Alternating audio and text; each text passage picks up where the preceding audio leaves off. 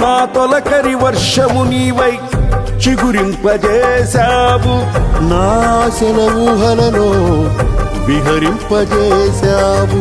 నా తొలకరి వర్షము నీవై చిగురింపజేశావు, నా ఆశల ఊహలను విహరింపజేశావు.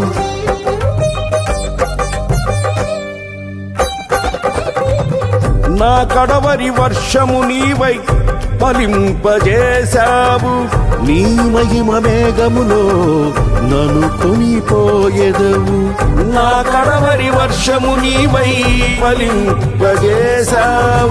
నీ మహిమ మేఘములో నన్ను కొనిపోయెదవు. హర్షధ్వనులతో హర్షించెదను కరుణా సాగర, హర్షధ్వనులతో హర్షించెదను కరుణా సాగర.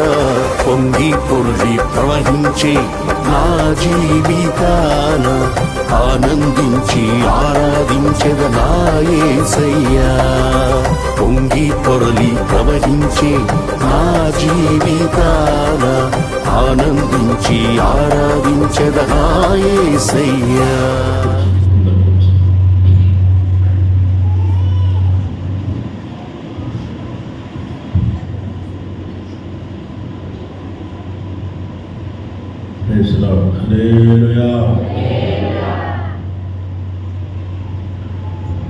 యేసుక్రీస్తునామమును బట్టి ఈ ఆరాధనకి కూడా వచ్చిన మీకు అందరికీ కూడా హృదయపూర్వకమైన వందనాలు తెలియజేస్తున్నాం. సావులకి హృదయపూర్వకమైన వందనాలు.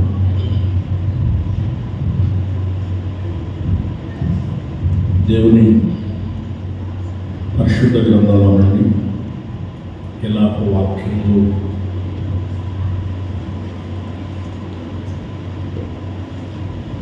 3వ అధ్యాయము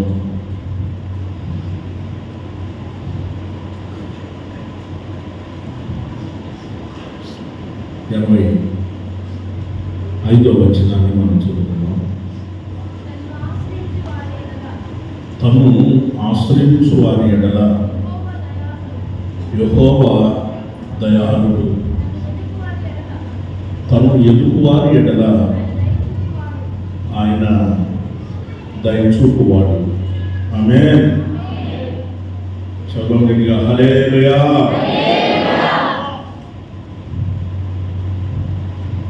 పరిశుద్ధ గ్రంథంలో మనం చదువుకున్న వాక్యాన్ని గమనించినప్పుడు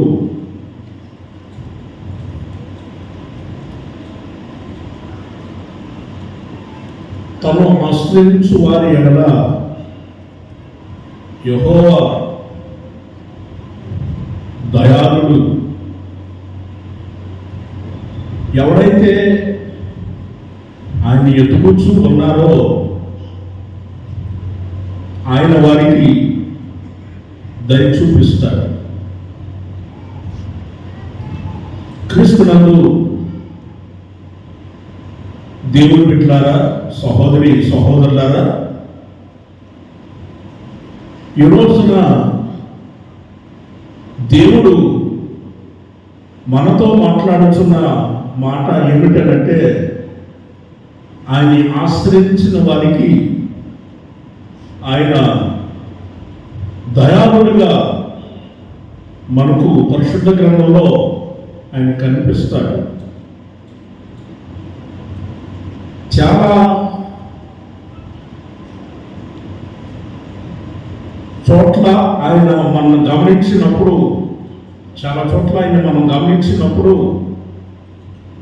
ఆయన దయ చూపించినట్లుగా దయాళుడిగా తన ప్రజలకు తను ఆశ్రయించిన వారికి ఆయన ప్రత్యక్షమైనట్లుగా మనకు ఆయా చోట్ల మనకు కనపడతాయి.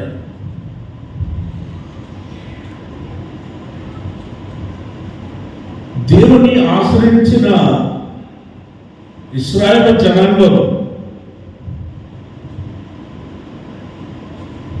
దేవుని ఆశ్రయించారు. వారు దేవునికి తూర్పులు విడిచారు. దేవునికి మొరపెట్టుకున్నట్లుగా నిర్గమాకాండ 2వ అధ్యాయంలో 23వ వాక్యాన్ని మనం గమనించినప్పుడు అవన్నీ మనకు కనపడతాయి.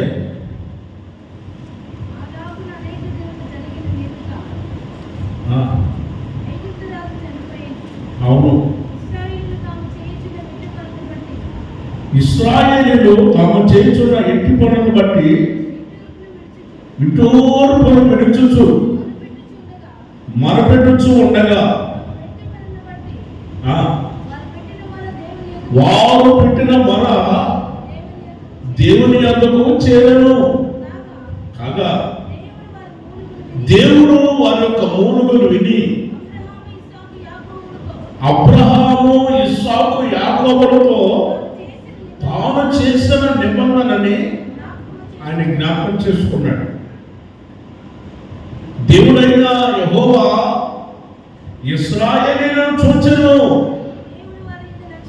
దేవుడు వారి యందు లక్ష్యముంచెను. ఆమేన్. చెప్దాం హల్లెలూయా. పరిశుద్ధ గ్రంథంలో రాయబడిన వాక్యాన్ని మనం గమనించినప్పుడు దేవుని ఆశ్రయించిన వాళ్ళు వారి జీవితాలలో కరువు వచ్చినప్పుడు ఐగుప్తు దేశానికి వెళ్ళారు. ఐగుప్తు దేశంలో వారు బానిసలుగా మార్చబడి వెట్టి శాఖలు చేస్తూ విటూర్పులు విడుస్తూ కన్నీరు కార్చి దేవునికి మొరపెట్టుచున్నారు. దేవా, నిన్ను ఆశ్రయించిన వారు మాకు ఏదే ఆశ్రయం మాకు లేదు. నీవే మా దేవుడు, నీవే మా గొప్పవాడు. కనుక మా మొర ఆలకించయ్యని వారు విటూర్పులు విడుస్తూ దేవునికి ప్రార్థన చేశారు, మొరపెట్టుకున్నారు. దేవుడు వారి మొరను ఆయన ఆలకించి అబ్రహాము, ఇస్సాకు, యాకోబులతో తాను చేసినటువంటి నిబంధనని జ్ఞాపకం చేసుకున్నాడు. దేవుడు ఇశ్రాయేలును చూశాడు, వారి యందు లక్ష్యం ఉంచాడు. దేవుడికి స్తోత్రం.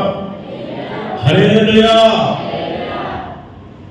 మన దేవుడు ఎవరు అంటే ఆయన చూస్తున్న దేవుడు, చూడక మానడు. ఆయన చూస్తూనే ఉంటాడు. పగలైనా చూస్తాడు, రాత్రి అయినా చూస్తాడు. ఆయన నేత్రాలు అగ్ని నేత్రాలు. ఆయన మనల్ని గమనిస్తూనే ఉన్నాడు, ఆయన మనల్ని చూస్తూనే ఉన్నాడు.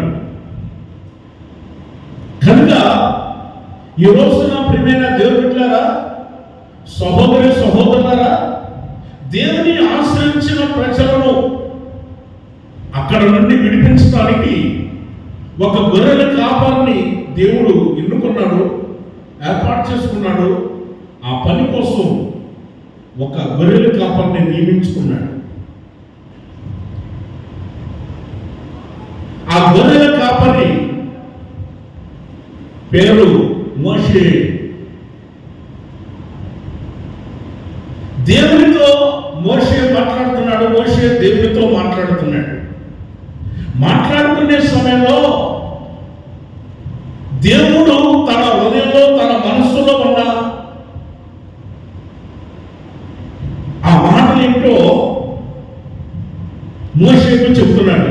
నిర్గమకాండంలోని 3వ అధ్యాయంలో 7వ వాక్యాన్ని మనం గమనించినప్పుడు, అందుకు యెహోవా ఇట్లా నేను ఐగుప్తులో ఉన్న నా ప్రజల యొక్క బాధని నిశ్చయముగా నేను చూశాను. వారు పెట్టిన మొర నేను వింటిని, వారి దుఃఖము నాకు తెలిసే ఉన్నది. దేవునికి స్తోత్రం. చెబుదాం హల్లెలూయా. పరిశుద్ధ గ్రంథంలో రాయబడి ఉన్న వాక్యాన్ని మనం గమనించినప్పుడు ఏమని రాయబడి ఉందో తెలుసా? దేవుడు అంటున్నాడు, నిశ్చయముగా వారి యొక్క బాధని నేను చూచాను. క్రీస్తునందు ప్రియ దేవుని బిడ్డలారా, సహోదరి సహోదరులారా, మన బాధ మన ఇంట్లో వాళ్ళకి తెలియకపోవచ్చు. మన బాధ మన రక్త సంబంధికులు, బంధువులకైనా, ఆత్మీయులకైనా, బయట వారికైనా, ఎవరికైనా కానీ తెలియకపోవచ్చు. మన బాధ ఆయనకు ఒక్కడికే తెలుసు. ఆమేన్, హల్లెలూయా. మన బాధ ఆయనకి తెలుసు.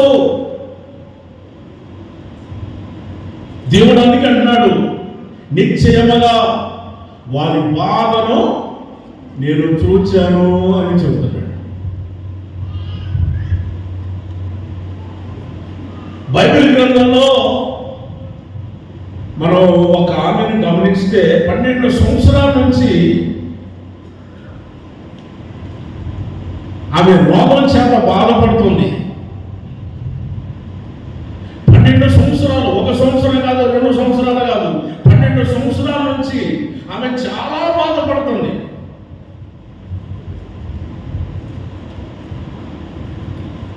అనేక వైద్యులను సంప్రదించింది, తనకున్న డబ్బంతా ఖర్చు పెట్టింది. ఎక్కడా కూడా తన జీవితంలో బాగుపడినట్లు కనిపించలేదు. ఆ ప్రాంతానికి యేసు ప్రభు వచ్చాడని విని ఆమె వెళ్ళింది. వెళితే అక్కడ జనాలు గుంపులుగా జనాలు చాలా మంది ఉన్నారు. తన రోగాన్ని చెప్పుకోలేకపోతుంది. ఈనాడు కూడా చాలా మంది చెప్పుకోలేరు. కొంతమంది ఏమో చెప్పుకుంటారు, అన్న మా బలహీనత ఏదన్నా, ఆరోగ్యం బాగుంటలేదు అని చెప్పుకునేవాడు కొద్దిమందే ఉంటారు. ఎక్కువ మంది చెప్పుకోలేరు. ఎక్కువ మంది పొరపాటు కూడా చెప్పుకోలేరండి. ప్రార్థన మాత్రం చేయండి అని అంటారే కానీ వాళ్ళ యొక్క పరిస్థితి ఎలాంటిదో, వారి యొక్క బాధ ఏంటో చెప్పుకోలేదు. ఇవి కూడా అంతే. జనాలు అక్కడ ఎక్కువగా ఉన్నారు. జనాలు చెప్పుకోలేక వారి ముందు ఏం మాట్లాడాలో తెలియక యేసు ప్రభుని అలాగనే చూస్తుంది. యేసు ప్రభు ఏమో అందరికీ ప్రార్థన చేసినట్టు వెళ్ళిపోతున్నాడు.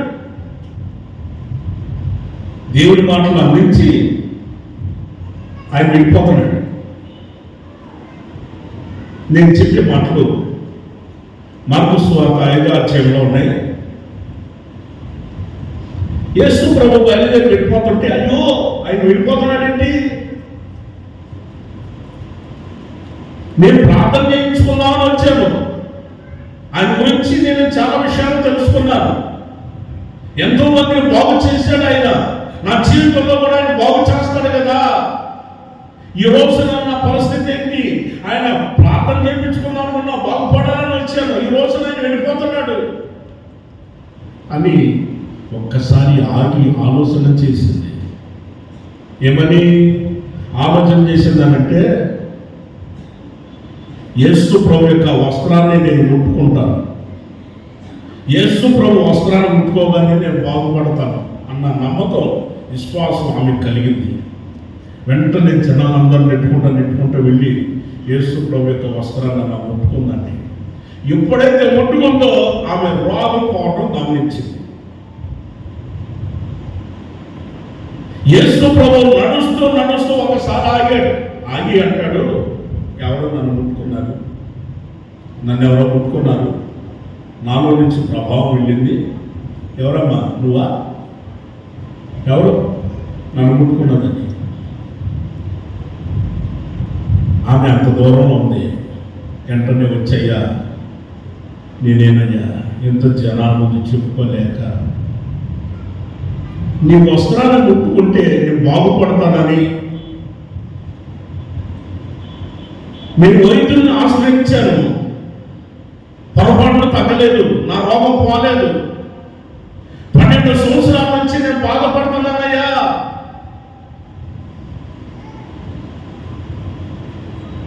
నిన్ను ఆశ్రయించాను, ఈ రోజున నీ దగ్గరికి వచ్చాను, నిన్ను ఆశ్రయించాను, బాగుపడతానని ఒక నమ్మకం. నీ వస్త్రాన్ని ఉంటే చాలు నేను బాగుపడతానని. యేసు ప్రభు వెంటనే ఏమన్నాడో తెలుసా? 5వ అధ్యాయంలో 34వ వచనం. అందుకు ఆయన, కుమారి, నీ విశ్వాసం నిన్ను స్వస్థపరిచింది, సమాధాన గలదానమై పొమ్ము. ఆమేన్, హల్లెలూయా. కుమారి, నీ విశ్వాసం నిన్ను స్వస్థపరిచింది, సమాధాన గలదానమై వెళ్ళు.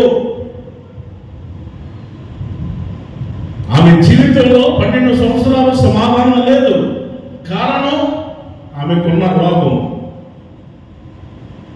రోగం వచ్చిన వాడికి సమాధానం ఉండదు. ఎప్పుడు చూసినా కోపడుతూనే ఉంటారు, ఎప్పుడు చూసినా కోపడుతూనే ఉంటారు, ఎప్పుడు చూసినా కోపమే. ఈ రోగం ఎక్కువైపోతేమో, నేను బ్రతకనేమో, నేను ఉండనేమో అని లేదు. బాధపడని అవసరం లేదు. దేవుని దగ్గరికి వస్తే, దేవుని ఆశ్రయిస్తే నిశ్చయముగా నీ బాధను చూసే దేవుడు ఉన్నాడు. నీ బాధకు పరిష్కారం చేసే దేవుడు ఉన్నాడు. నీ బాధను తొలగించి, నీ కష్టాలను తొలగించి, నీ సమస్యను పరిష్కారం చేసే దేవుడు ఉన్నాడు. ఆయన పేరు నజరేయుడైన యేసు. ఆమేన్, హల్లెలూయా. ఆయన ఖచ్చితంగా చేస్తాడు. ఆనాడే 1000 సంవత్సరాల క్రితమే చూశాడు. అమ్మా, నీ బాధ నివారణ అయి ఉన్నది అక్కడ అన్నమాట. చివరిలో ఏమన్నాడు? నీ బాధ నివారణ అయిపోయిందమ్మా. నువ్వే కలత చెందని అవసరంలా, భీతి చెందని అవసరం లేదు. నువ్వేం ఆలోచించేవాకమ్మా, నీ బాధ నివారణ అయిపోయింది, నీ రోగం పోయింది, సమాధానం వచ్చింది, నీ బాధ నివారణ. క్రీస్తునందు ప్రియ దేవుని బిడ్డలారా, మన దేవుడు మన యొక్క మొరని ఆలకిస్తాడు. మనం మొరపెట్టాలే కానీ, ఆయనకి చెప్పాలే కానీ, ఆయనకి చెప్పినప్పుడు ఆయన ఖచ్చితంగా మొరను ఆలకిస్తాడు. మన దుఃఖం ఆయనకి తెలుసు. చాలా మంది అనుకుంటారు, నేను ఏడుస్తున్నాను, ఎవరు పట్టించుకోవట్లేదు, నన్ను ఎవరు పట్టించుకోవట్లేదు, ఎవరు పట్టించుకోవట్లేదు, నేను ఎంత ఏడ్చినా ఎవరు పట్టించుకోవట్లేదు, నేనే ఏడ్చి ఊరుకోవటమే తప్ప నన్ను ఎవరు పట్టించుకునేవాడు లేదని. హన్నా పరిశుద్ధ గ్రంథంలో మనం గమనించినప్పుడు, హన్నా ఆమె సంతానం లేక చాలా సంవత్సరాలు చాలా ఇబ్బందులు పడింది. ఎన్నో అవమానాలు, నిందలు, జీవితంలో పరిహాసాలు. ఆమె జీవితంలో ఎన్నో పరిహాసాలు. పెళ్ళిళ్ళకి, శుభకార్యాలకు వెళితే, అమ్మా ఎంతమంది పిల్లలు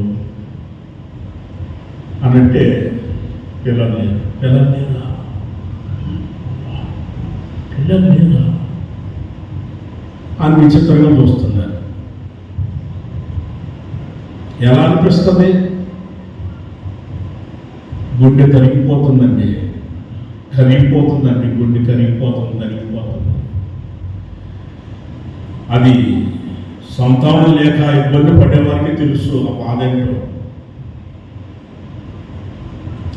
అలా కరిగిపోతూ చాలా బాధపడింది. దేవుడి దగ్గర నా బాధను చెప్పుకోవాలి అని చెప్పి వెంటనే దేవుని సన్నిధికి వచ్చింది.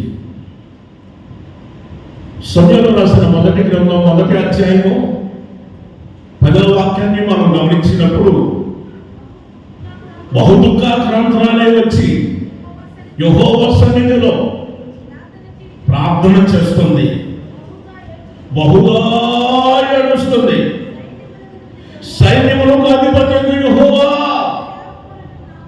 నీ సేవకురాలైన నన్ను జ్ఞాపకం చేసుకో, మరొక నన్ను జ్ఞాపకం చేసుకోయ్యా. ఎన్ని సావుకురాలతో చూడండి. నీ సేవకురాలని, నీ సేవకురాలని అంటే పనివారు అని అర్థం, పని మనిషి అని అర్థం. పని మనిషి అని రోజున చెప్పుకునేదానికి కొంతమంది చెప్పుకోలేరండి. నేను ఒక పని మనిషిని అని చెప్పుకునేదానికి నేను పని మనిషిలా కనపడుతున్నా నీ కట్టుకి అని అంటారు. దేవుని దగ్గర ఎంత తగ్గించుకున్నదో చూడండి. హన్న దేవుని దగ్గర తగ్గించుకొని బహుదుఃఖాక్రాంతులనే వచ్చింది. దేవుని యొక్క సన్నిధిలో కన్నీరు విడుస్తుంది. నా బాధను చూడు, నా శ్రమను చూడు, నాకు ఒక మగ పిల్లవాడిని దయచేసి నేను నీ సేవ కొరకు ఇచ్చేస్తాను. నా నింద తొలగించు, నా శ్రమను తొలగించు, నా కష్టాన్ని, నా బాధను చూడు ప్రభాని ప్రార్థన చేసుకున్నదండి. ప్రార్థన చేసుకుంది. ఆ ప్రార్థన దేవుడు ఆలకించాడు. వెంటనే ఏం చేశాడు? 20వ వాక్యాన్ని మనం గమనించినప్పుడు 20వ వచనం, కనుక హన్న గర్భము ధరించి ఒక కుమారుని కనెను. నేను అడిగానని అతనికి సమూయేలని పేరు పెట్టాను. దేవునికి స్తోత్రం. చదవగలిగా హల్లెలూయా. పరిశుద్ధ గ్రంథంలో మనం గమనించినప్పుడు ఆ అధ్యాయం ముగించుకోమనిపే దేవుడు ఆమె యొక్క మొరను ఆలకించాడు. ఆమె యొక్క ప్రార్థన విన్నాడు. ఆమె బాధను చూశాడు. ఆమె యొక్క కన్నీటిని చూశాడు. ఆమె యొక్క దుఃఖాన్ని చూశాడు. వెంటనే జవాబునిచ్చాడు. అప్పటికప్పుడే సమస్యకు పరిష్కారం. హన్నా గర్భము ధరించి కుమారుని కన్నది. అతనికి సమూయేలని పేరు పెట్టింది. దేవునికి స్తోత్రం. గట్టిగా చెబుదాం హల్లెలూయా. క్రీస్తునందు ప్రియ దేవుని బిడ్డలారా, ఆ పిల్లవాడు పెరుగుతున్న కొలది చూసేది తల్లి. పాలు విడిచిన తర్వాత సేవ కొరకు తీసుకొచ్చి సేవకిచ్చేసిందండి. ఒకసారి ఆలోచన చేయండి అమ్మా తల్లులు. పాలు విడిచిన తర్వాత పిల్లవాడిని ఇస్తారా సేవకి? ఈగలరా? ఏంటో నన్ను విచిత్రంగా చూస్తున్నారు, పాపంగా చూస్తున్నారు. కొంతమంది విచిత్రంగా చూస్తున్నారు. ఏంటి పాస్టర్ గారు ఇప్పుడు వచ్చి మా పిల్లల్ని సేవకి ఇమ్మంటున్నాడు అని చూస్తున్నారు. జరిగిన విషయాన్ని కూడా చెబుతాను, వినండి. ఒక చోట 4 కుమారులు ఆ ఇంట్లో 4 కుమారులు అయితే వాళ్ళల్లో ఒక అబ్బాయి పరిచయం చేస్తున్నాడు. మందిరంలో పరిచయం చేస్తుంటే నేను అన్నాను, అమ్మా మరి కుటుంబంతో దేవుని మందిరానికి వస్తున్నారు కాబట్టి ఆ పిల్లోడేమో పరిచయం చేస్తున్నాడు, ఒక్కడిని సేవకిచ్చి అమ్మా సేవ చేస్తాడు, దైవ సేవకుడు అవుతాడమ్మా, కొన్ని వేల మంది కొన్ని ఆత్మను సంపాదించి దేవుని రాజ్యానికి సిద్ధపరుస్తాడమ్మా, నీ కుమారుని సేవ కొరకు ఇవ్వకూడదా అని అడిగా.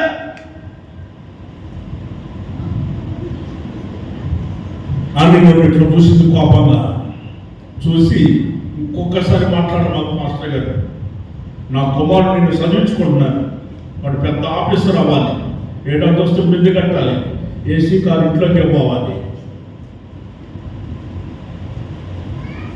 అమ్మ ఇంకా 3 ఉన్నారు కదమ్మా, వాడు కట్టించమ్మా 7 అంతస్తుల మీదే, ఒక్కొక్కళ్ళు కట్టమన్నామా, వాడు ఏసీ కారు ఇంట్లో పోమన్నమా, 3 ఉన్నారు కదమ్మా, ఇంకా ఇతను సేవ చెప్పమాకు పాస్టర్ గారు, మీరు అలా అనవద్దు,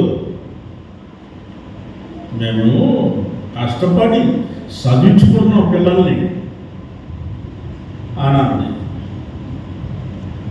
సరే అనుకున్నాను. కొద్ది రోజులు అయిన తర్వాత అబ్బాయి చదువుకుంటున్నాడు, కాలేజీలో చదువుకుంటా ప్రేమలో పడ్డాడు.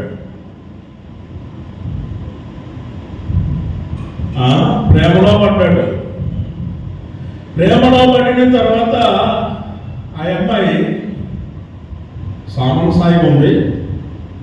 అటు ఎర్రగా కాకుండా ఇటు నల్లగా కాకుండా సామరసాయిగా ఉంది, మంచిగా పర్వాలేదు.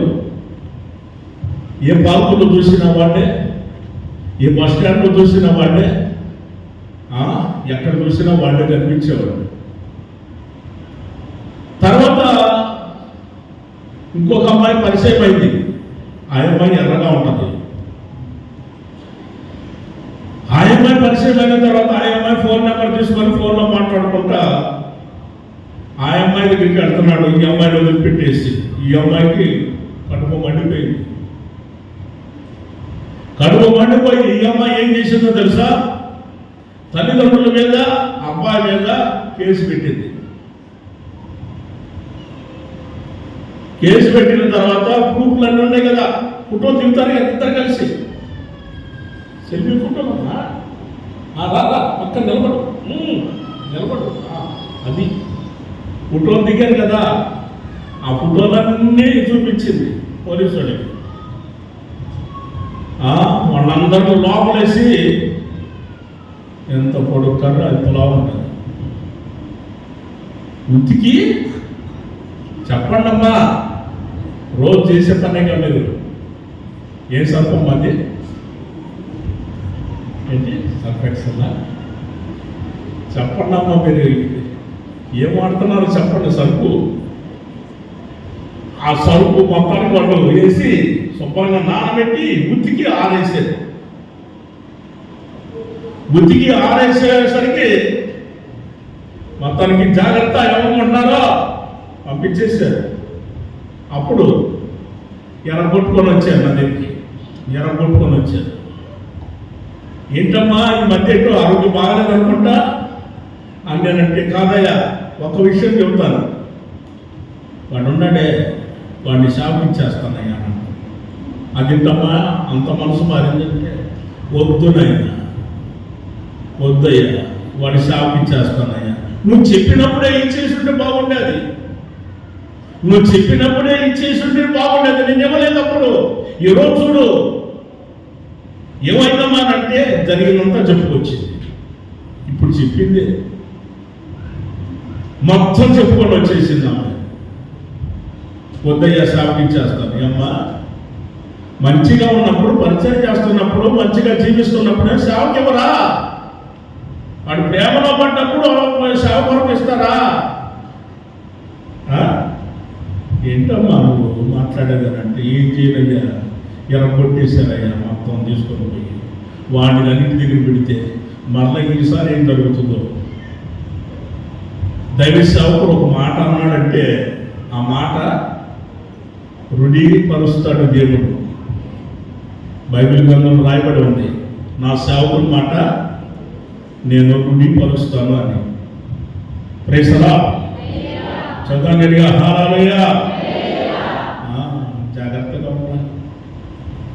నేను ఇలాగే చెప్పాను, చాలా మందికి చెప్పాను, యవనస్తులైన పిల్లలు జాగ్రత్తగా ఉండండి, ఆడపిల్లలైనా మగపిల్లలైనా పిల్లలు జాగ్రత్తగా ఉండండి అని నేను చెప్తే వాళ్ళు చాలా మంది నా మీద కోప్పడ్డారు. ఇప్పటికీ కోప్పడుతున్నారు. నేను ఎంత హెచ్చరించినా కోప్పడుతూనే ఉన్నారు. దెబ్బ తగిలేంత వరకు నొప్పి తెలియదు. నిజమండి, దెబ్బ తగిలితేనే నేను నొప్పి తెలిసేది ఎంత నొప్పి అనేది. ప్రేమ ప్రేమ ప్రేమ అని ప్రేమిస్తున్నారని 20 సంవత్సరాలు తల్లిదండ్రులు కనిపెంచి 20 సంవత్సరాలు పిల్లల భవిష్యత్తు బాగుండాలని ఏసీ రూమ్లో పెట్టి మంచి కాలేజీలో లక్షలు దారపోసి కష్టపడి చదివిస్తుంటే పిల్లలండి తల్లిదండ్రుల మాట వినకుండా ప్రేమలో పడిపోయి వాడిని ఎవరినో ప్రేమించింది అమ్మాయి. నేను చెబుతానే ఉన్నా, అమ్మ చేయమాకరా, తప్పురా తల్లి, చేయమాకమ్మా, మంచిది కాదమ్మా అని అంటే ఫోన్లో పరిచయం అయ్యారండి. ఫోన్లో పరిచయం అయితే వెంటనే ప్రేమ ప్రేమ అని ప్రేమలో పడిపోయి ప్రేమిస్తున్నాను. వాడేం చేశాడో తెలుసా? కొత్త డాబా ఒక మిద్దె బాగా కట్టుకుంటే దాని ఫోటో దిగాడు. ఒక కారు కూడా ఫోటో దిగాడు. బైకు ఎవరిదో రోడ్డు మీద నిలబడినాడిని ఫోటో తీసి ఆ ఫోటోలో ఆయమ్మాయి పంపించాడు. ఆయమ్మాయి మర్చిపోయింది. ఈ మిద్దెలో ఉంటాను, ఈ కారులో తిరుగుతాను, ఈ బైక్ మీద వెళ్ళిపోతాను. ఏమి ఆశలండి.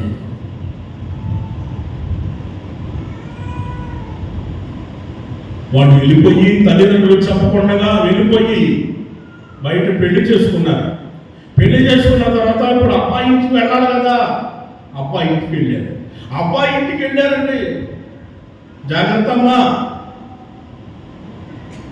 ఈ రోజులు కూడా చాలా మంది నేను నిన్ను ప్రేమిస్తున్నాను, నిజం నా మాట నమ్మో, నేను నిన్ను ప్రేమిస్తున్నాను, నిన్ను పూలో పెట్టి చూసుకుంటాను అన్నాను. అమ్మా పువ్వు ఎంత ఉంది, నువ్వు ఎంత ఉన్నావు? ఒకసారి ఆలోచించి. పువ్వులో పెట్టి చూసుకుంటానంటే నేనెంత ఉన్నాను, పువ్వు ఎంత ఉన్నాను రా పనికి మారినోడా అని అడిగితే వాడు రెండోసారి నీతో మాట్లాడతాడా? మాట్లాడు. వాడు అనగానే పువ్వులో పెట్టి చూసుకుంటాను అన్నాను. కరిగిపోతాం, అప్పటికప్పుడే కరిగిపోతాను. గుండెల్లో పెట్టి చూసుకుంటాను. మరే ఒకసారి గుండె చూపించరా, గుండెలో కూర్చుంటాను రా నేను. ఒకసారి అను, వాడు రెండోసారి నీ దగ్గరికి వస్తాడేమో, ఆ మాట నీతో అంటాడేమో చూడు.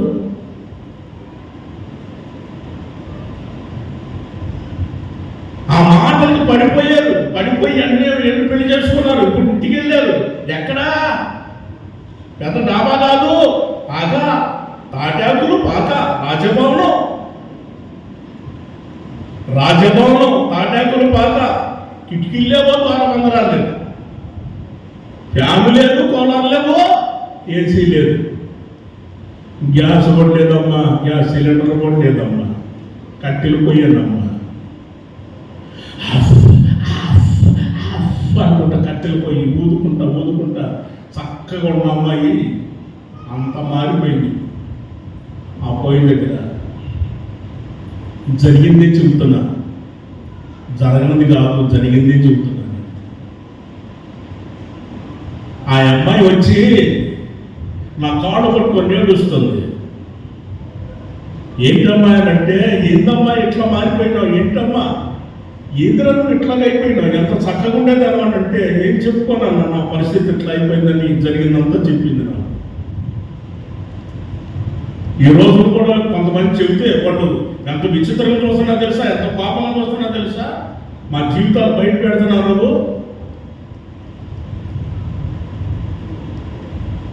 వద్దు. వయసు వచ్చిన తర్వాత తల్లిదండ్రులు వాళ్ళు మంచి సంబంధాన్ని చూసి, మంచి వరుణ్ణి చూసి, మంచి వధువులను చూసి, అబ్బాయి గుర్తుపెట్టుకో, మంచి వధువులను చూసి గుణవతైన భార్యని తీసుకొచ్చుతారు. ఆయన గుర్తుపెట్టుకోండి అయ్యా. అమ్మాయి ఆ ఫోటో పంపించింది, చక్కగా ఉందమ్మా, ఏముందండి, మొన్నే ఉందనుకున్నాడు, మురిసిపోయాడు. చాలా సంవత్సరాల నుంచి మాయ మాటలో మురిసిపోయి మాట్లాడుకొని పెళ్లి చేసుకున్నామని మందిరంలో పరిచయం చేస్తున్నవాడు, మందిరంలో పరిచయం చేసేవాడు. ఆ అమ్మాయి మాటలు విని దేవాలయంలో పెళ్లికి పోయి కూర్చొని ఆయన పెళ్లి చేసుకున్నాడు. ఆ అమ్మాయి ముందే పోయి కూర్చుంది, వీడు పోయి కూర్చున్నాడు, పెళ్లి చేసుకున్నాడు, అంత అయిపోయింది. ఇప్పుడు తిరగాలి కదా, ఎన్ని అడుగులు? 7 అడుగులు తిరగాలి మరి. ఇప్పుడు లేచి తిరగమన్నారు. ఆ అమ్మాయి లేవట్లా, వీడు మాత్రం లేచాడు. ఆ అమ్మాయి లేవట్లా, 2 కాళ్ళు సన్నటి కాళ్ళు, ఇంకేం లేస్తుంది అమ్మాయి, కూర్చోనుంది, నువ్వే తిరగాలంది. అదేంటమ్మా ఇద్దరు తిరగాలంటే, ఇద్దరు తిరిగేదాన్ని కుదరదండి, ఒక్కడనండి తిరగాల్సింది. తిరుగునాయన మొత్తం తిరుగు. ఇప్పుడు అబ్బాయి ఏం చేస్తున్నాడు తెలుసా, అంతకు ముందు పరిచయం చేసేవాడు మందిరంలో, ఇప్పుడు 3 చక్రాల సైకిల్ ఉంది కదా, అమ్మాయిని కూర్చోబెట్టుకొని నెట్టుకుంటా తీసుకొని పోతున్నాడు. ఇప్పుడు నెట్టుకుంటా పోతున్నాడు. ఏంట్లా మీకు కర్మ అంటే, ఆ ఫోటో చూశాను, ఆ ఫోటో బాబు మురిసిపోవద్దు, ఆ ఫోటో చూసి మురిసిపోవాలండి.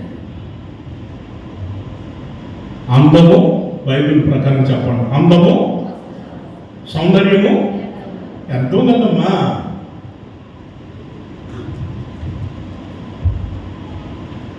సాధారణ ఈ రోజున చాలా మందిని పడగొడుతున్నాడు. మంచి వాళ్ళని పడగొడుతున్నాడు. ఆత్మీయంగా ఎదుగుతున్న బిడ్డల్ని పడగొడుతున్నాడు. మెలుగు కలిగి ప్రార్థన చేయాలి. ఎందుకు? యేసయ్య చెప్పాడు, మీరు శోధనలో ప్రవేశింపుకున్నట్లుగా మీరు మెలుగుగా ఉండి ప్రార్థన చేయండి అని. దేవునికి స్తోత్రం చెప్పాలి. హల్లెలూయా. ఒక మంచి హెచ్చరిక, చెప్పబడిన ప్రతి విషయాన్ని కూడా క్షుణ్ణంగా గమనించి వాక్య ప్రకారం నడిపించబడితే మన జీవితాలు ఎంతో మధురంగా ఉంటాయి. దేవుడు ఇశ్రాయేలు జనాంగాన్ని నడిపిస్తున్నాడు. ఐగుప్తు దేశంలో నుంచి విడిపించాడు. మోషే నాయకుడిగా దేవుడు ఎన్నుకున్నాడు, ఏర్పాటు చేసుకున్నాడు. ఇశ్రాయేలు జనాంగం బయలుదేరి వెళ్తున్నారు. బయలుదేరి వెళ్ళే సమయంలో ఎర్ర సముద్రం వంట వచ్చింది. ఎర్ర సముద్రాన్ని కూడా దేవుడు పాయలుగా చేశాడు. ఆసాపు 78వ కీర్తనలో ఆయన తెలియచేస్తాడు. 14వ వచనం నుండి మనం గమనించినప్పుడు ఆసాపు రాసిన 78వ కీర్తన 78 14. అవును.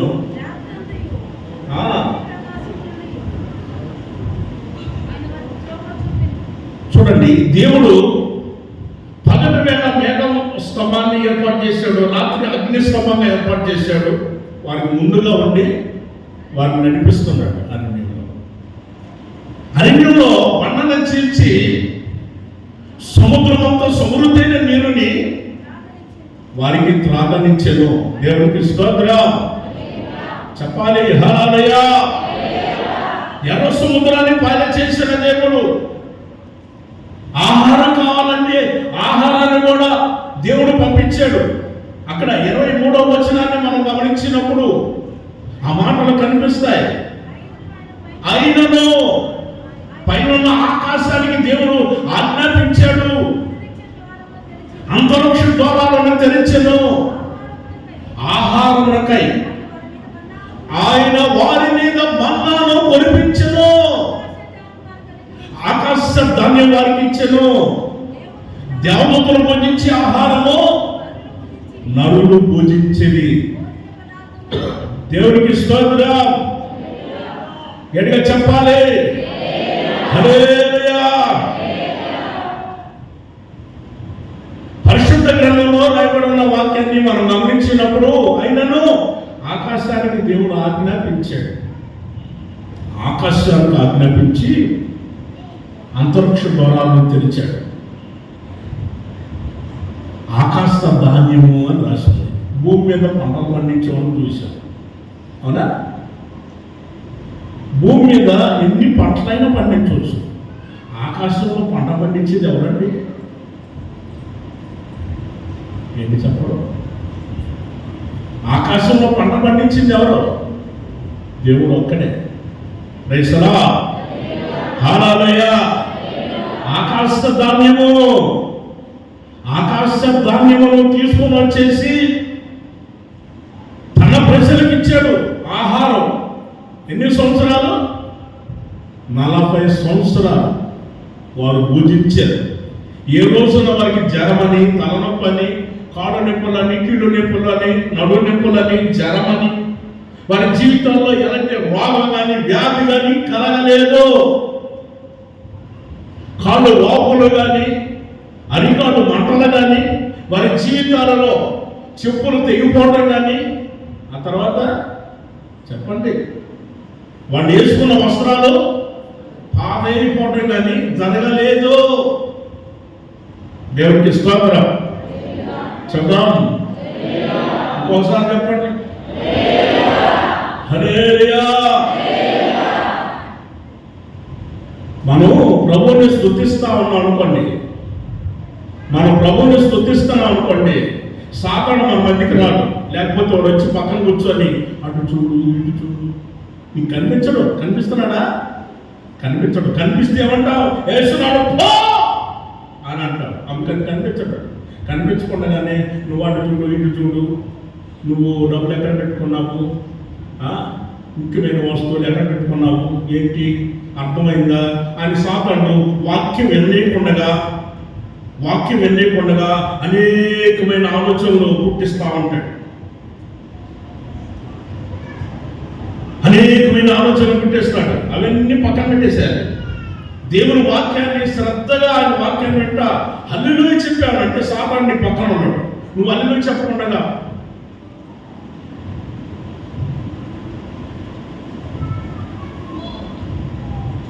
అని వస్తున్నారు. అమ్మా, మీరు నన్ను చూడటం ఎంత నిజమో నేను మిమ్మల్ని చూడటం కూడా అంతే నిజమమ్మా. అయ్యా, మీరు నన్ను చూస్తున్నారు ఎంత నిజమో నేను కూడా మిమ్మల్ని చూడటం కూడా అంతే నిజం. రైచలా హల్లెలూయా. పరిశుద్ధ గ్రంథంలో రాయబడిన వాక్యాన్ని మనం గమనించినప్పుడు క్రీస్తునందు ప్రియ దేవుని బిడ్డలారా, సహోదరి సహోదరులారా, దేవుని ఆశ్రయించిన ప్రజల బిడ్డలు, దేవుని ఆశ్రయించిన ప్రజల పట్ల దేవుడు దయాళుడిగా ఉన్నాడు. దయాళుడు దయ చూపేవాడిగా ఉన్నాడు అనంటే ఆయన ఎవరిని దయ చూపాడనంటే ఎర్ర సముద్రాన్ని కూడా పాలు చేశాడు, ఐగుప్తు నుంచి విడిపించాడు, అరణ్యంలో అద్భుతాలు చేశాడు, ఆశ్చర్యమైన కార్యాలు చేశాడు, బండను చీల్చాడు, సముద్రమంతా సమృద్ధైన నీరు కూడా ఏర్పాటు చేశాడు, ఆకాశం నుంచి ఆహారాన్ని కూడా పంపించాడు తన ప్రజల కోసం. ఆయన ఎవరో దయాళుడండి. ఆయన ఎవరో దయాళుడు. దేవునికి స్తోత్రం. హల్లెలూయా. ఆయన దయాళుడండి. ఎవరికి ఆయన దయాళుడుగా కనిపిస్తాడంటే ఆయన ఆశ్రయించిన వారికి. మనం ఇప్పుడు ఎవరిని ఆశ్రయించాము? నేను చెప్పండి అమ్మా. నిదానంగా చెబుతారంటమ్మా, గట్టిగా చెప్పవచ్చు కదా. ఇప్పుడు మనుషులను ఆశ్రయించింది ఆమె, వైద్యులు కూడా ఆశ్రయించింది. ఏమైనా జరిగింది ఆమెకి? 12 సంవత్సరాలమ్మా. 1 సంవత్సరం కాదు, 2 సంవత్సరాలు కాదు, 12 సంవత్సరాలు. ఈరోజు నాకు గుర్తించండి, దేవుని ఆశ్రయించిన వారికి ఆయన గొప్ప విడుదల కలుగు చేసి అద్భుతాలు చేస్తూ ఆశ్చర్యమైన కార్యాలు చేసే దేవుడుగా, దయాళుడుగా ఆయన మన మధ్యలో ప్రత్యక్షమయ్యాడు. ఆమేన్. గట్టిగా చెప్పాలి. హల్లెలూయా.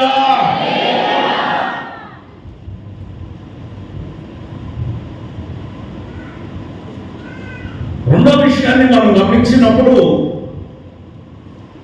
కీర్తనల గ్రంథంలోనే 5వ కీర్తన 11వ వచనం.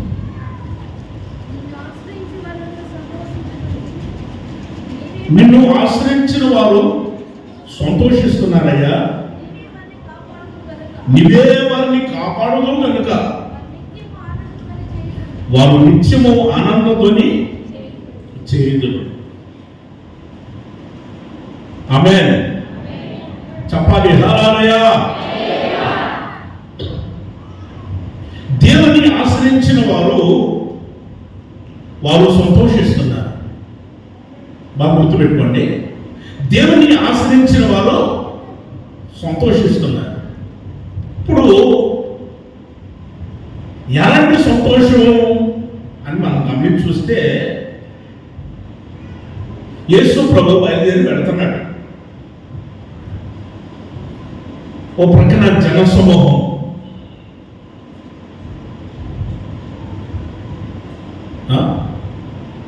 ఓ ప్రక్కన జన సమూహం, 12 మంది శిష్యులు అందరూ కలిసి బయలుదేరి పెడుతున్నారు.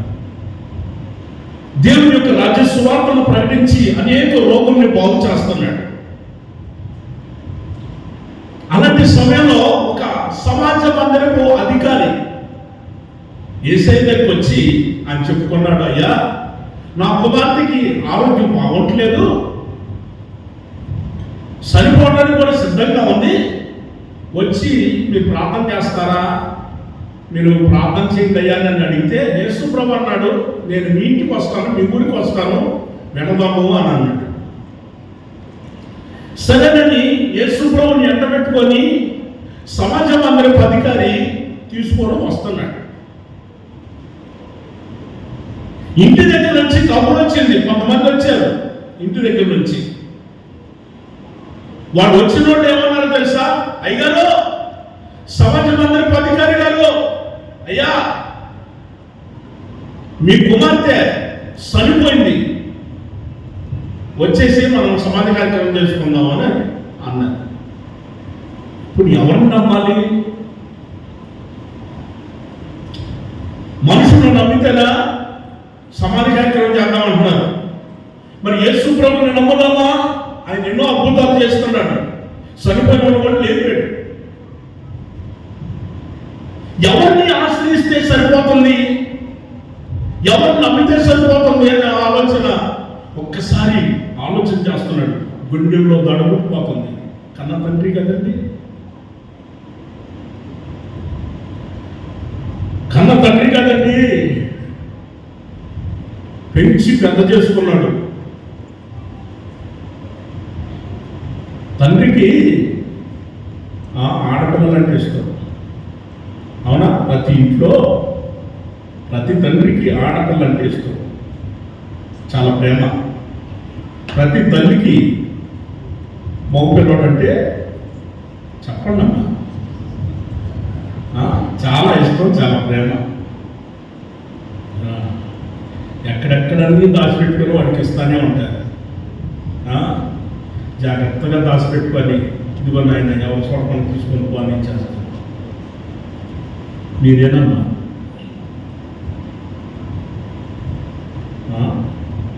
సరే. తండ్రి గుండెల్లో ఒక వేదన, బాగా భయపడిపోతున్నాడు. కుమార్తె చనిపోయింది అనగానే బాధపడిపోతున్నాడు. యేసు ప్రభు అన్నాడు, భయపడవద్దు, సమాజ మందిరపు అధికారి భయపడవద్దు. ఈ మార్కు సువార్తలోని 5వ అధ్యాయం 36వ వచనం, భయపడవద్దు, నమ్మిక మాత్రం ఉంచు. నీ కుమార్తె సరిపోలేదని నమ్ము. ఎవరు నమ్మాలి? వాళ్ళు ఆల్రెడీ చూసి వచ్చారండి. వాళ్ళు చూసే కదా వచ్చింది. అందరు ఏడుస్తున్నారు, అక్కడ పోతేనే అందరు ఏడుస్తున్నారు. చనిపోయిందని తెలిసే కదా అందరు ఏడుస్తున్నారు. పక్కన ఉన్న గ్రామాల నుంచి వచ్చారు, ఆ ఊరు వాళ్ళు వచ్చారు, అందరూ చూస్తున్నారు. ఆ అమ్మాయికి ఎన్ని సంవత్సరాలు? 12 సంవత్సరాలు. అందరు ఏడుస్తున్నారు. ఇంతలో నేను ఊరేళ్ళు నిండిపోయా అని ఏడుస్తున్నారు అందరూ. యేసు ప్రభు అక్కడ పోయి అంటాడు, ఈ అమ్మాయి చనిపోలేదు, నిద్రిస్తుంది, ఈ అమ్మాయి నిద్రపోతుంది, చనిపోలేదు అని అన్నాడు. ఏడ్చి ఎవరికి ఎట్లా ఉన్నది చెప్పండి. ఏడుస్తున్నారు కదా వాళ్ళు, గంటల తరబడి ఏడుస్తున్నారు కదా.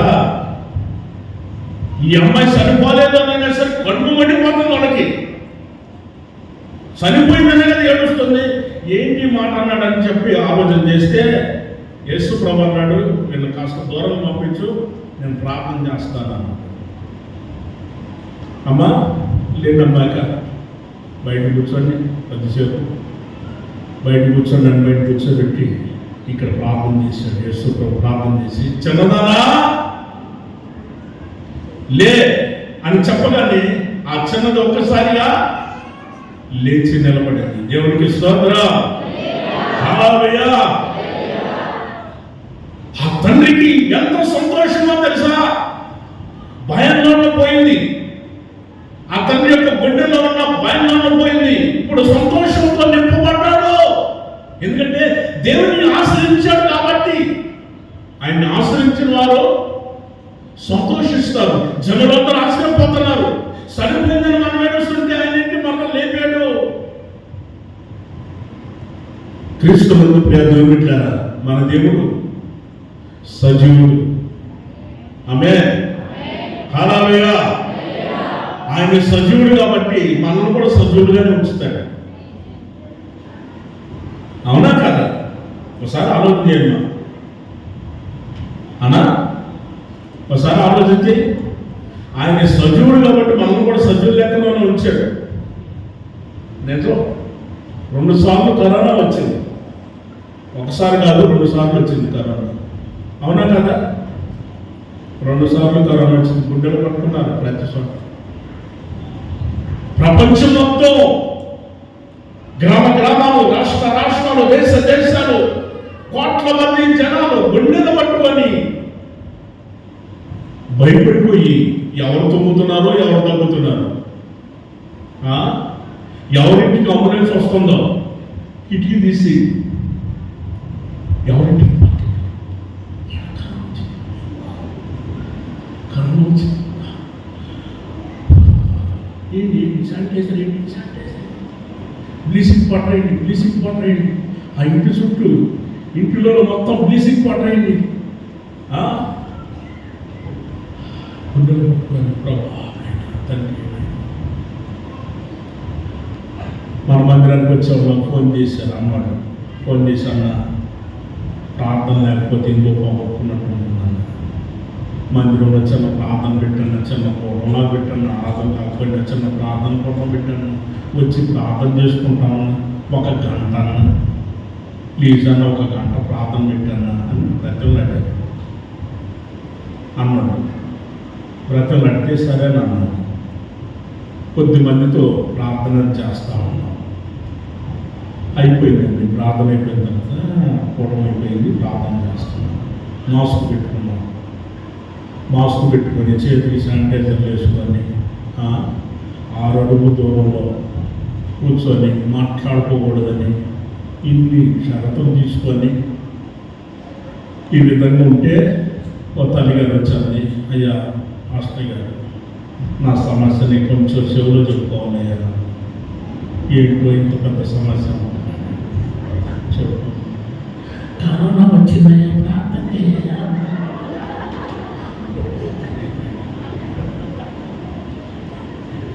చెవులో చెప్పేది కాదమ్మా, అది చెవులో చెప్పేది కాదు. ఎవరైనా చెవులో చెబుతారా? చెవులో చెబుతారా? ప్రభా ఎంత జాగ్రత్తలు తీసుకున్నామా, శానిటైజర్లు వేసుకొని, మాకు కట్టుకొని, శుభ్రంగా మాస్క్ పెట్టుకొని, ఎంత శానిటైజర్లు వేసుకొని, ఎంత జాగ్రత్త తీసుకుంటాం. ఈ తల్లి వచ్చి శివుడు నుంచి కరోనా పోయిందేమో, గుండెలు పట్టుకొని ప్రభా నువ్వే కాపాడయ్యా తండ్రి. కాదమ్మా, నేను 10 మందికి ఉపయోగపడేవాడిని కదమ్మా. అది చెవులో చెప్పవచ్చు. బయటికి చూస్తే వెంటనే ఫోన్ చేస్తారు. ఎవరికి? అంబులెన్స్ ఫోన్ చేసి నన్ను పంపిస్తాను. అందుకని చెప్పకుండా చెవులో చెప్తాను. బాగారు తల్లి, ఎంత పని చేసామో నా గుండెలు బద్దలైపోతాయి.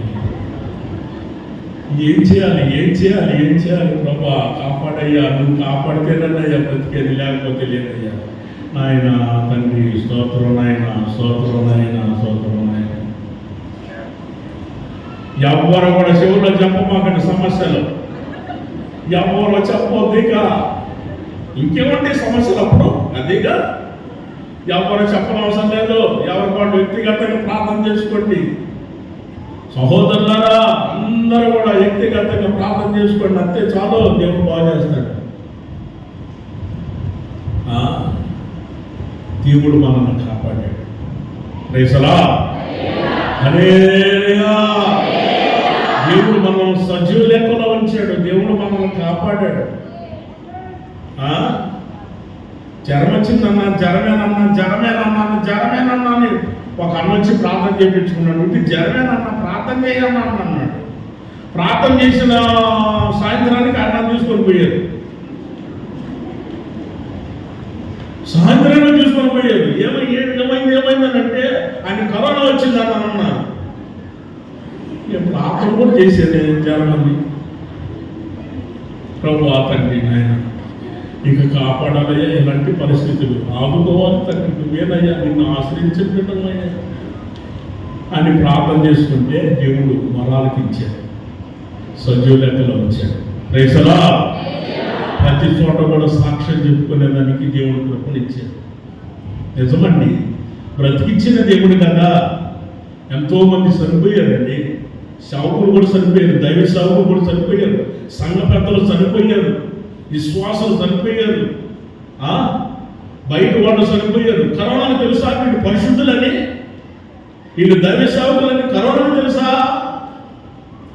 తెలియదు కదా. అలాంటి పరిస్థితుల్లో కూడా దేవుడు మనల్ని కాపాడాడు. కారణం ఏంటి తెలుసా? కారణం ఏంటి చెప్పండి? ఈ రోజున మనం సంతోషంగా జీవిస్తున్నామంటే కారణం దేవుణ్ణి ఆశ్రయించిన వారు. Praise the Lord. హల్లెలూయా. దేవుణ్ణి నమ్ముకున్నా, దేవుణ్ణి నమ్ముకున్నా, నాకేం చేశాడు దేవుడు, నాకేం చేశాడు, నాకేం చేశాడు, దేవుడు నాకేం చేశాడో, ఏం చేశాడు. అమ్మ ఇది ఒక్కటి చాలు అమ్మా, దేవుడు నిన్ను బ్రతికించింది ఒక్కటి చాలు.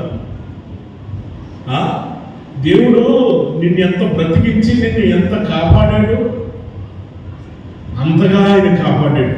నిన్ను బ్రతికించిన దేవునికి నువ్వు ఎల్లప్పుడూ ఆయన థ్యాంక్స్ చెప్పాలి, కృతజ్ఞత చెప్పాలి. Praise the Lord. హల్లెలూయా. ఏం చేయాలని చెప్పరా? హల్లెలూయా. నిజమండి, మనల్ని కాపాడిన దేవునికి మనం కృతజ్ఞతలు తెలియజేసింది, మనల్ని కాపాడిన దేవునికి.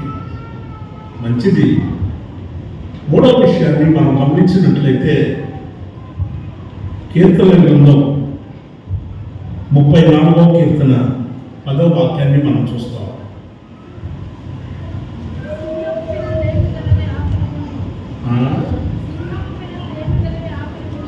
అవును, యెహోవాను ఆశ్రయించిన వారు ఏ మేలు కూడా కొదువై ఉండదు. ఆమేన్. హల్లెలూయా. దేవుని ఆశ్రయించిన వారికి దేవుడు మేలు చేస్తానే ఉంటాడు. అమ్మా గుర్తుపెట్టుకో, దేవుని ఆశ్రయించిన వారికి ఆయన మేలు చేస్తానే ఉంటాడు. ఎందుకని? మనం ఆయన ఆశ్రయించాం. ఆయన ఆశ్రయించిన ప్రజలు ఎక్కడ ఉంటారు? 65వ కీర్తన 4వ వాక్యం. ఆయన్ని ఆశ్రయించిన వారు ఎక్కడ ఉంటారు అని అంటే, అవును అవును,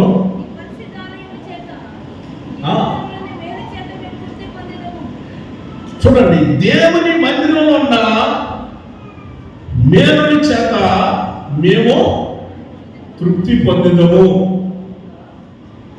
దేవుని మందిరంలో మేలులు ఉన్నాయి. నీకు ఎవరికైనా కనిపించాయా అమ్మా? నీకు ఎవరికైనా కనిపించాయా అమ్మా? నీకు ఎవరికైనా కనిపించాయా?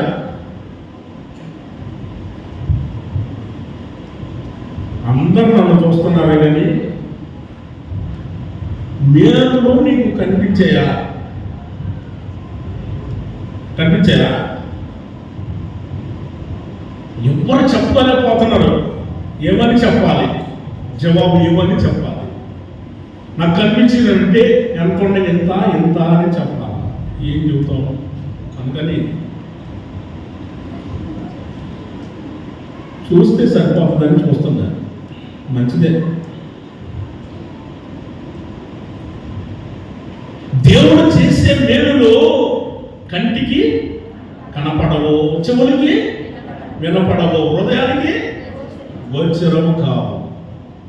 Praise the lord. అలాంటి మేలులు దేవుని మందిరంలో ఉన్నాయి.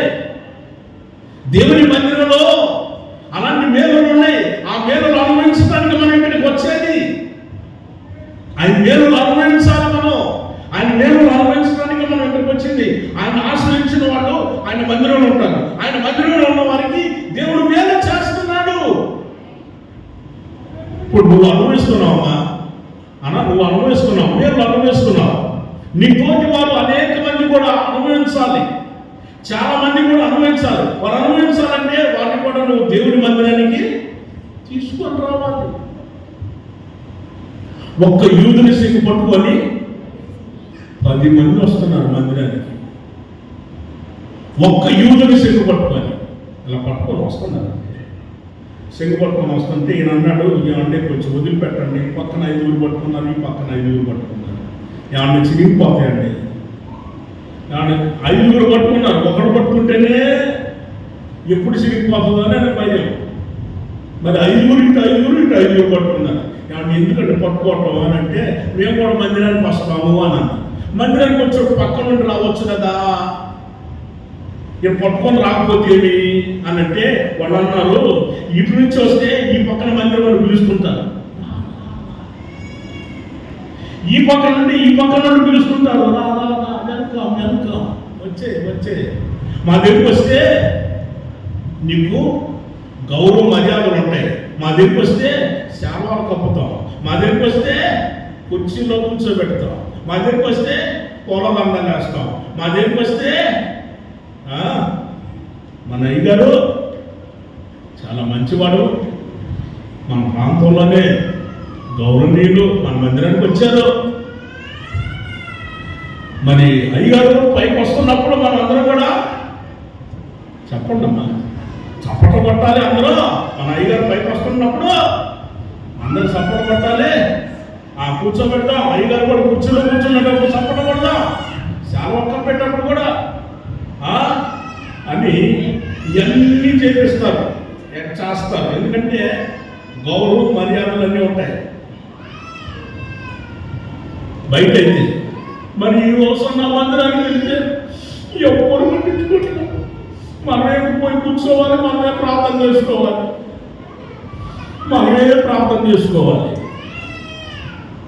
అక్కడ మనుషులు కాదు, యేసయ్య నిన్ను పట్టించుకునేవాడు. యేసయ్య దయాళుడుగా నీకోసం రెడీగా ఉన్నాడు, ఆయన నీకోసం గమనిస్తున్నాడు. ప్రైజ్ ది లార్డ్ చెప్పాలి, హల్లెలూయా. నీకోసం రెడీగా ఉన్నాడు, సిద్ధంగా ఉన్నాడు. నువ్వు వచ్చినప్పుడు నిన్ను గణపరచడానికి, నిన్ను ఆశీర్వదించడానికి, నీ జీవితంలో మేలు చేయడానికి ఆయన రెడీగా ఉన్నాడు. నీకు మేలు చేయాలంటే మేలు కలగాలంటే దేవుని మందిరానికి వచ్చినప్పుడు మేలు కలిగింది. ఇంటి దగ్గర ఉండి పెళ్ళిళ్ళకి వెళ్ళి, శుభకార్యానికి వెళ్ళి, అక్కడికి వెళ్ళి, ఇక్కడికి వెళ్ళి, ప్రభువా నన్ను ఆశీర్వదించయ్యా, మందిరానికి అయితే నేను రాలేకపోతున్నాను, సర్దుకుపోనైనా, ఏమనుకోవద్దయ్యా తండ్రి, అవి మాత్రం చూడొద్దయ్యా తండ్రి, నన్ను మాత్రం ఆశీర్వదించు.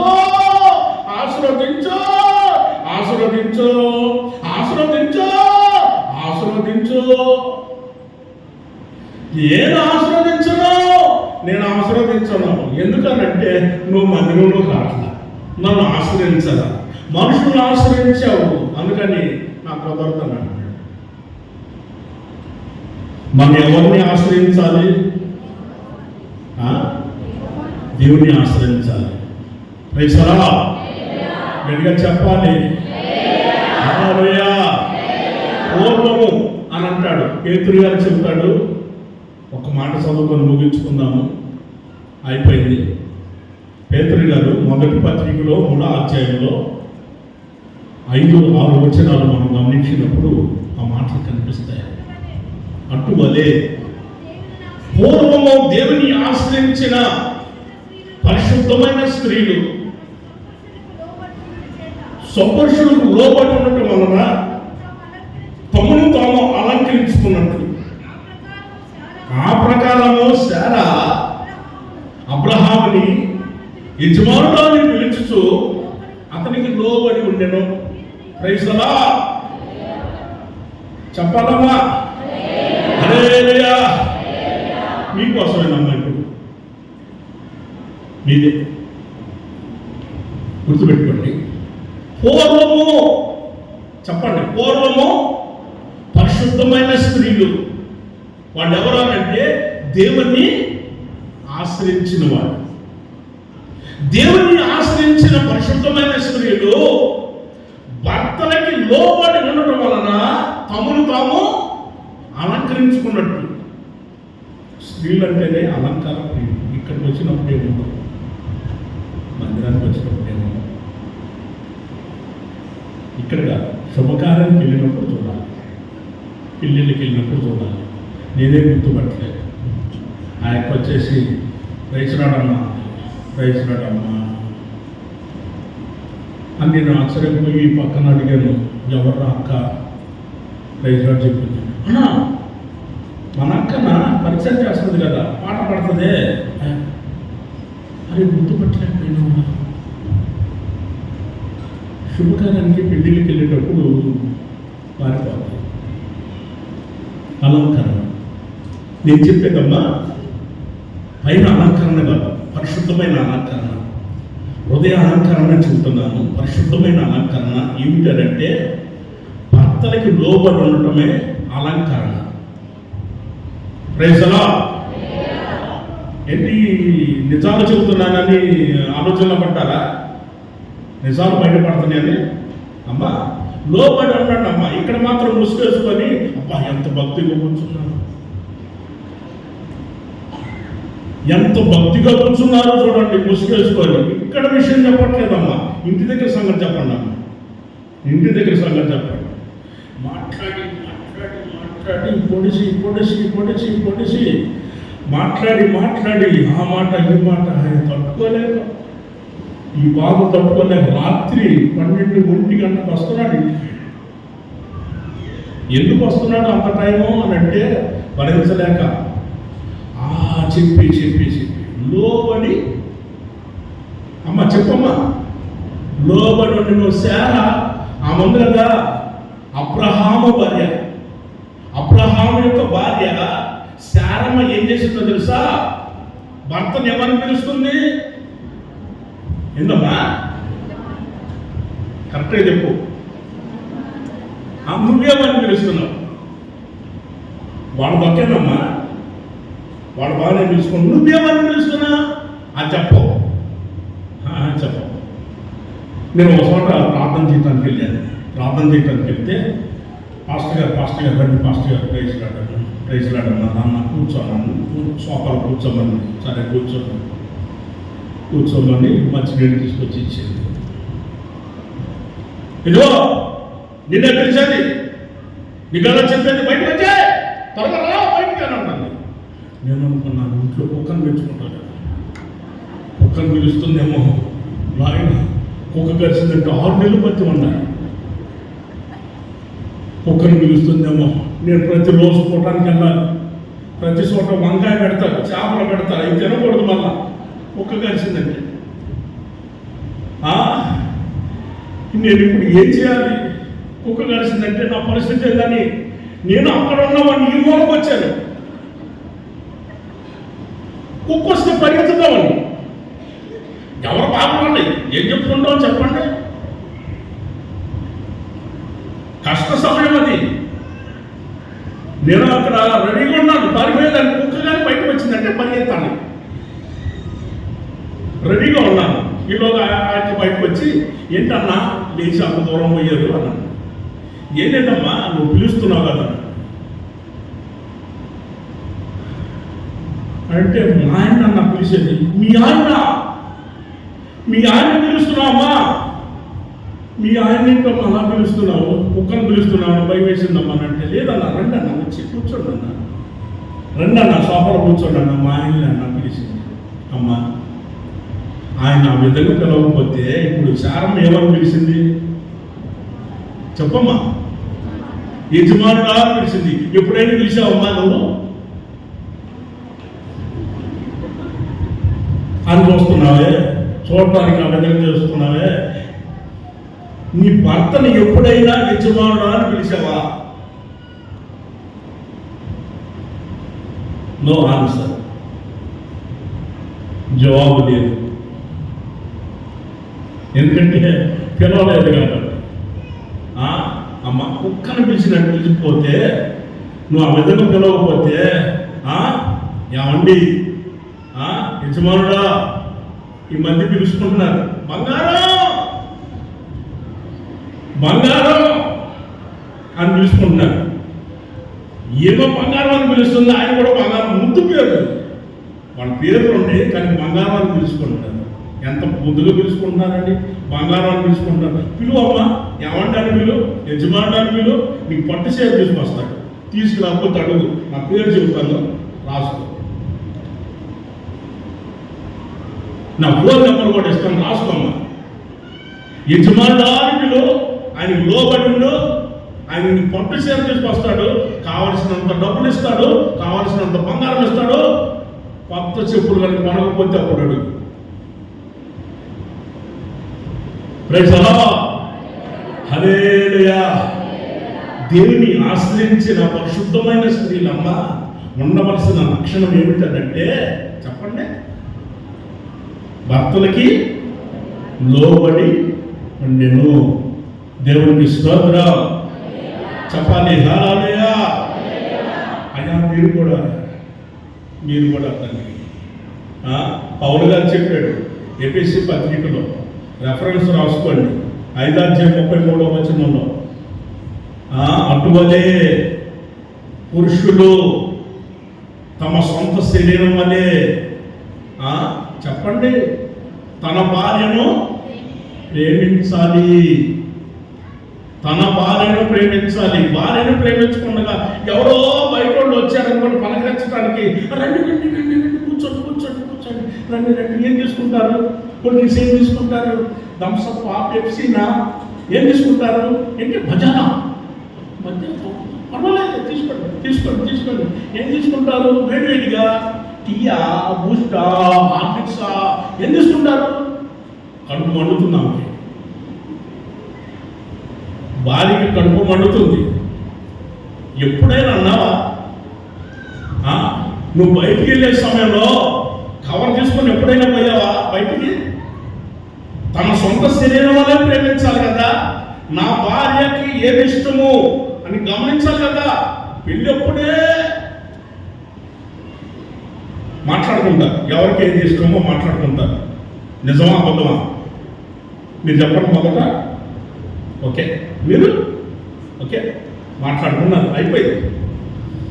పెళ్ళప్పుడే ఇష్టాలు ఏమి ఇష్టమో, మామిడికాయలు అంటే ఇష్టమా, యాప్లికాయలు అంటే ఇష్టమా, ద్రాక్ష పండ్ల, అరటి పండ్లు అంటే ఇష్టమా? ఓకే, అమ్మాయికి ఏమి ఇష్టమో తెలుసు కదా. అవి వచ్చినప్పుడు కవర్లు వేసుకొని రావచ్చు కదా. కొంతమంది అట్లా రావు, గుడిసెలతో వస్తుంటారు, వాళ్ళు మాత్రం కడుపు నిండా తిని వస్తారు.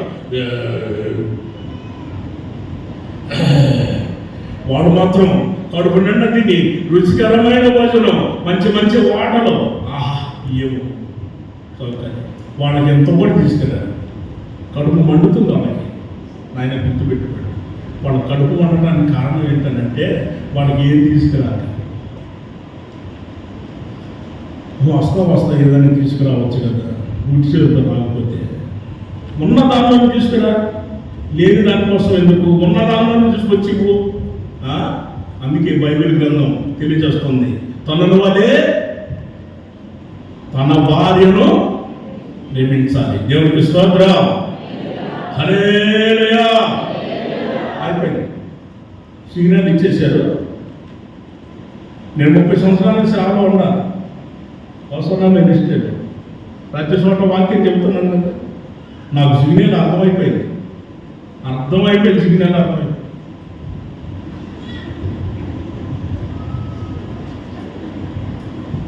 అదే సిగ్నల్. మీరు ఏమనుకుంటారు? రెడ్ లైట్ అనుకుంటున్నారా, పచ్చ లైట్ అనుకుంటున్నారా?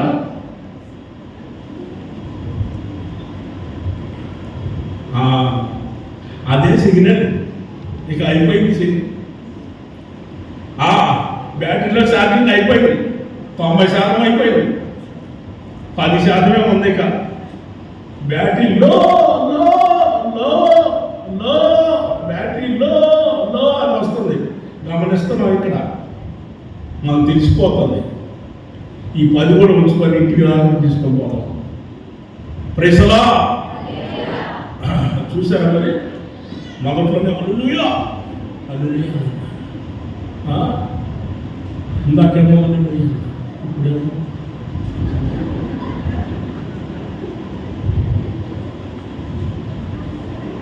ఇదే సిగ్నల్ అండి. ప్రైజ్ ది లార్డ్, హల్లెలూయా.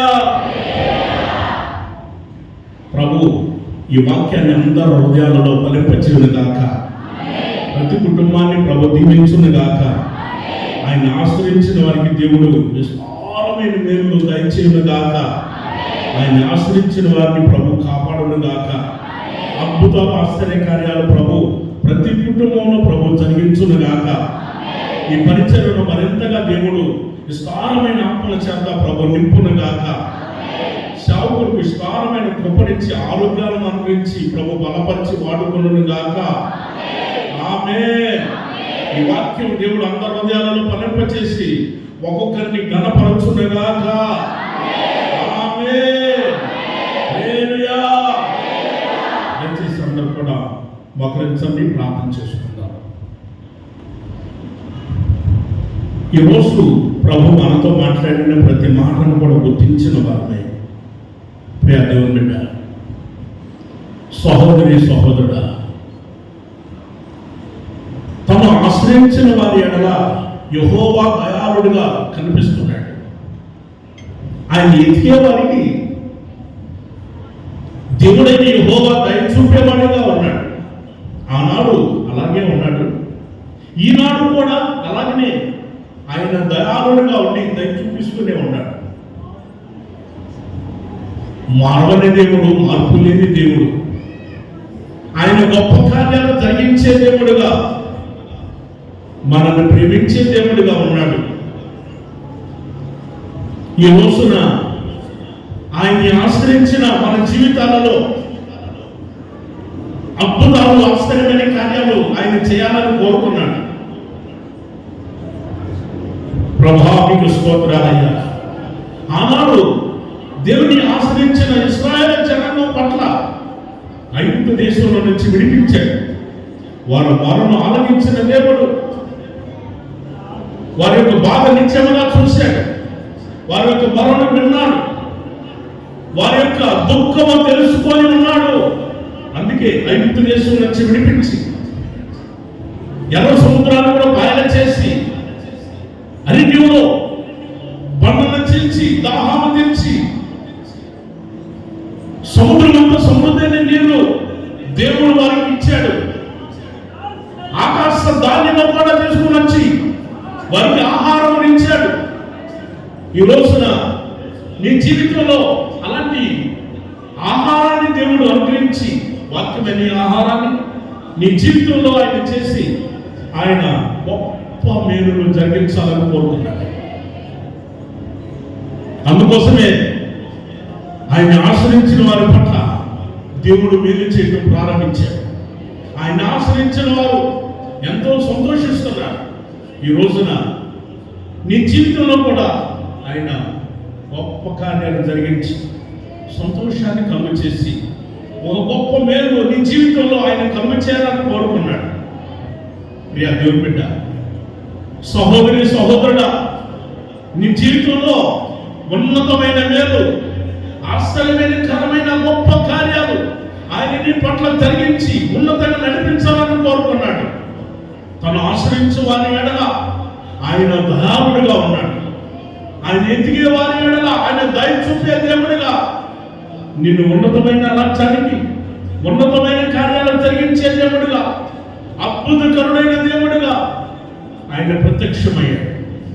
ప్రియ దేవుని బిడ్డ, ప్రార్థించి ప్రభు ఉన్నతమైన దేవుడు, గొప్ప కార్యాలు జరిగించే దేవుడు, పరిశుద్ధుడైన దేవుడు, గొప్పవాడు. పరిశుద్ధుడా మీకు స్తోత్రాలనైనా, ఉన్నతమైన దేవుడా మీకు వందనాలు, మీకు నిండు వందనాలయ్యా, మీకు కృతజ్ఞతలయ్యా, మీకు స్తోత్రాలు తండ్రి, మీకు స్తోత్రాలయ్యా. ప్రతి ఒక్కరు కూడా ప్రార్థన చేయండి. ఆయన నీ పట్ల ఆయన ఆనందాన్ని కలుగు చేసి నీ జీవితంలో సంతోషాన్ని కలుగు చేయాలని, నీ జీవితంలో గొప్ప మేలులు జరిగించాలని, అద్భుతాలు చేయాలని, ఒక ఆశ్చర్యకరమైన కార్యాలు నీ పట్ల జరిగించాలని ఆయన కోరుకున్నాడు. పరిశుద్ధుడా స్తోత్ర, మీకు స్తోత్ర. ప్రార్థన చేసుకో. చిన్న ప్రేమ స్వరూపిణిగా యేసయ్యా మీకే స్తోత్రాలు తండ్రి. ప్రభువా స్తోత్రం. ఇంతవరకు ఇప్పుడున్న ఆరాధనను మా మధ్యలో మీరుండి ఆశీర్వాదకరంగా జరిగించినందుకే స్తోత్రం తండ్రి. ఈ ఆరాధన ద్వారా నీ పరిశుద్ధమైన నామానికి మహిమ తెచ్చుకున్నందుకే మీకు స్తోత్రాలయ్యా. నీ ప్రజలముగా నీ సన్నిధికి నీ సముఖానికి మమ్మల్ని చేర్చినందుకే స్తోత్రం తండ్రి. నిన్ను ఆరాధిస్తుండగా ఆత్మస్వరూపిన దేవునికి మీరు మా మధ్యలో సంచరించినందుకే, నీ ఆత్మ చేత మమ్మల్ని బలపరిచినందుకే మీకు స్తోత్రం తండ్రి. నేను జీవం కలిగిన మాటల కొరకు ఆశతో వచ్చిన ప్రతి ఒక్కరితో మీరు సూటిగా మాట్లాడినందుకే మీ స్తోత్రం నాయన. అయ్యా మీ స్తోత్రం తండ్రి. యెహోవాను ఆశ్రయించే వరకు ఆయన దయాళుడై ఉన్నాడని, నిన్ను వెతుకు వరకు తన ప్రభు దయ చూపించే దేవుడు అని ప్రభావ సెలవిచ్చినందుకే మీకు స్తోత్రం నాయన.